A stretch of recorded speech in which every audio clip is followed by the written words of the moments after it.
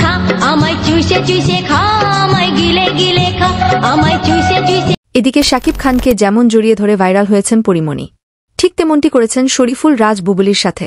হ্যাঁ দর্শক, আপনি ঠিক শুনছেন। সম্প্রতি একটি ভিডিওতে দেখা যায় শাকিব খানের দ্বিতীয় স্ত্রী বুবুলিকে জড়িয়ে ধরে আলোচনায় ছিলেন পরীমণির ডিভোর্স প্রাপ্ত স্বামী শরীফুল রাজ। সেই ভিডিও পরীমণি দেখার পর বুবুলির ওপর ক্ষেপে গিয়ে শাকিব খানকে জড়িয়ে ধরে।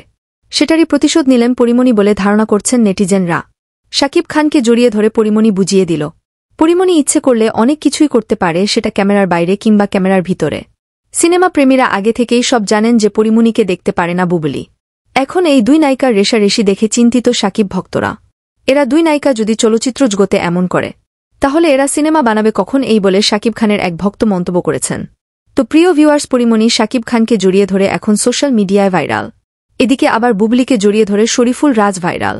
আপনাদের কাছে এদের এই দুই অভিনেত্রীর নাটক দেখে কি মনে হচ্ছে তা আমাদের কমেন্ট করে জানাতে ভুলবেন না।